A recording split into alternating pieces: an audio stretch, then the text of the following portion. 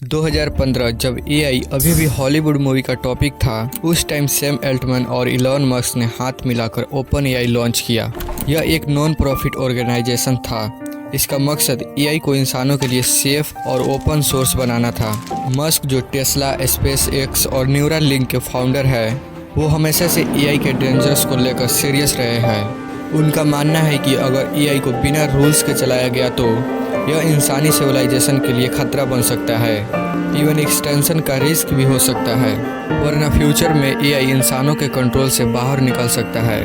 दूसरी तरफ Sam Altman, जो पहले वाई कॉम्बिनेटर के हेड रह चुके हैं, उनका फोकस था कि एआई को जल्दी स्केल किया जाए और उसको रियल वर्ल्ड में यूज करके फ़ायदा उठाया जाए। उनका मानना था कि अगर एआई को रिस्पॉन्सिबली बनाया जाए तो यह ह्यूमन प्रोग्रेस के बड़ा टूल बन सकता है, चाहे एजुकेशन हो, हेल्थ केयर हो या बिजनेस। एल्टमैन चाहते थे कि एआई को फास्ट डेवलप किया जाए ताकि दुनिया उसके पॉजिटिव बेनिफिट जल्दी देख सके। इन दोनों के बीच एक कॉमन गोल था, एआई का फ्यूचर। लेकिन 2018 तक चीज़ें बदल गई। मस्क ने ओपन एआई का बोर्ड छोड़ दिया क्योंकि उनका मानना था कि कंपनी अपने ओरिजिनल मिशन एआई को सबके लिए ओपन और सेफ बनाने से हट रही है। मस्क को लगा कि ओपन एआई ग्रेजुअली एक क्लोज डोर ऑपरेटर मॉडल बन गया है, जहां ट्रांसपेरेंसी और पब्लिक बेनिफिट कम हो गया। यह वही टर्निंग पॉइंट था जब दोस्ती दुश्मनी में बदल गया और एल्टमैन और मस्क के रास्ते अलग अलग हो गए। तो अब सवाल ये है, इन दोनों के बीच इतना बड़ा रिफ्ट क्यों आया? चलिए जानते हैं। सबसे बड़ा रीज़न था ओपन एआई का बदलता हुआ डायरेक्शन। 2019 में सैम एल्टमैन ने ओपन एआई को एक फॉर प्रॉफिट मॉडल की तरफ ले जाने की डिसीजन लिया। इस नए मॉडल के अंडर माइक्रोसॉफ्ट ने ओपन एआई में 13 बिलियन इन्वेस्ट किया, जो एआई वर्ल्ड का सबसे बड़ा डील में से एक था। इस डील के बाद ओपन एआई का वैल्यूएशन $86 बिलियन तक पहुंच गया। लेकिन इसी पॉइंट पे इलॉन मस्क और सैम एल्टमैन के बीच और ज़्यादा डिस्टेंस आ गया, क्योंकि मस्क चाहते थे कि ओपन एआई एक नॉन प्रॉफिट ओपन सोर्स ही रहे, जबकि एल्टमैन ने इसे एक कमर्शियल एआई पावर हाउस बना दिया। लेकिन मस्क को यह पसंद नहीं आया। उनका कहना था कि यह इल्लीगल है और ओरिजिनल नॉन प्रॉफिट मिशन के खिलाफ है। 2023 में मस्क ने ओपन एआई पे लॉ सूट फाइल किया, यह बोल के यह अब माइक्रोसॉफ्ट का कठपुतली बन गया है। और फिर 2025 में मस्क ने एक शॉकिंग मूव किया। उन्होंने ओपन एआई को 97.4 बिलियन में खरीदने की कोशिश की, लेकिन एल्टमैन ने इसको मजाक में रिजेक्ट कर दिया, यह बोल के हम ट्विटर 9.74 बिलियन में खरीद लेंगे। यह सिर्फ बिजनेस नहीं, पर्सनल ईगो का भी क्लैश था। मस्क एआई सेफ्टी पर जोर देते हैं, जबकि एल्टमैन फास्ट प्रोग्रेस चाहते हैं। यह फिलोसॉफिकल डिफरेंस इन्हें अलग करता है। अब बात करते हैं असली जंग पे, चैट जीपीटी वर्सेस ग्रोक। पहले बात करते हैं चैट जीपीटी की, जो सैम एल्टमैन ने ओपन एआई को नवंबर 2022 में लॉन्च किया, जो GPT-4 पे बेस्ड है। यह टूल इतना पावरफुल है कि सिर्फ 2 महीने में 100 बिलियन यूजर बना लिया। एक बार एक स्टूडेंट ने चैट जीपीटी से एस्से लिखवाया और टॉप ग्रेड ली।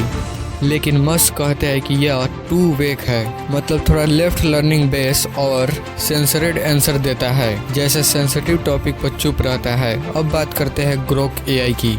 यह है इलॉन मस्क का एक्स एआई का क्रिएशन, जो नवंबर 2023 में लॉन्च हुआ। ग्रोक को बनाया गया है थोड़ा अलग तरीके से। यह real time x Twitter data से ट्रेंड है और इसका स्टाइल थोड़ा विटली, बोल्ड और फनी है। और इसका इंस्पिरेशन ली गई है हिटचकर गाइड टू द गैलेक्सी से, इसलिए इसका टोन थोड़ा चिकली और अनफिल्टर्ड होता है। अब बात करते हैं वीडियो का मेन पॉइंट, एआई एथिक्स। यह वही बात है जो सैम एल्टमैन और इलॉन मस्क को अलग करता है। पहले बात करते हैं मस्क की तरफ से। वो एआई के डेंजरस पे फोकस करते हैं। उनका कहना है कि अगर artificial general intelligence AGI unchecked रहा तो यह इंसानों के लिए खतरनाक हो सकता है। 2014 में इलॉन मस्क ने न्यूरल लिंक शुरू किया, जहां वो ब्रेन कंप्यूटर इंटरफेस पे काम कर रहे हैं, यानी इंसान के दिमाग को डायरेक्ट मशीन से कनेक्ट करने का फ्यूचर सोचा जा रहा है। लेकिन मस्क का क्लियर कहना है कि एआई को कंट्रोल करना जरूरी है।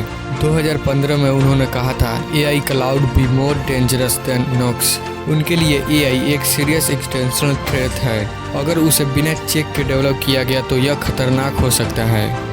2023 में जब मस्क ने एक्स एआई को लॉन्च किया तो उन्होंने ग्रोक को डिज़ाइन किया as a truth speaking AI, जो एक्स ट्विटर के डाटा से रियल टाइम फैक्ट प्रोवाइड करता है और जिसमें फिल्टरिंग या सेंसरशिप कम होता है। दूसरी तरफ सैम एल्टमैन का अप्रोच थोड़ा बैलेंस है। उनका मानना है कि एआई को इंसानों के लिए काम में लाना चाहिए, लेकिन उसका साथ सेफ्टी और एथिक्स का भी ध्यान रखना जरूरी है। 2023 में जब उन्होंने यूएस सेनेट के सामने टेस्टिमोनी दी तो उन्होंने एक्सेप्ट किया कि एआई से डिसइंफॉर्मेशन और जॉबलेस का खतरा हो सकता है, लेकिन उनका कहना था एआई को बैन करने के बजाय हमें उसका सही यूज करना सीखना चाहिए और उसे रिस्पॉन्सिबली रेगुलेट करना चाहिए। 2022 के बाद से चैट जीपीटी लगभग 400 मिलियन वीकली यूजर की प्रोडक्टिविटी बूस्ट की है। राइटर ने आर्टिकल लिखे, कोडर्स ने बग फिक्स किए, स्टूडेंट ने असाइनमेंट कंप्लीट किए और बिजनेस में कस्टमर सपोर्ट ऑटोमेट कर दिया। लेकिन इलॉन मस्क ने रैपिड ग्रोथ को अनकंट्रोल मानते हैं। 2024 में उन्होंने ओपन एआई पे लॉसूट फाइल किया, जिसमें उनका कहना था कि ओपन एआई का फॉर प्रॉफिट मॉडल उसका इथिक्स को कॉम्प्रोमाइज करता है, क्योंकि अब वो शेयर होल्डर के प्रेशर में काम करता है। वहीं एल्टमैन ने जवाब दिया, हम सेफ्टी पे फोकस करते हैं लेकिन रुक नहीं सकते।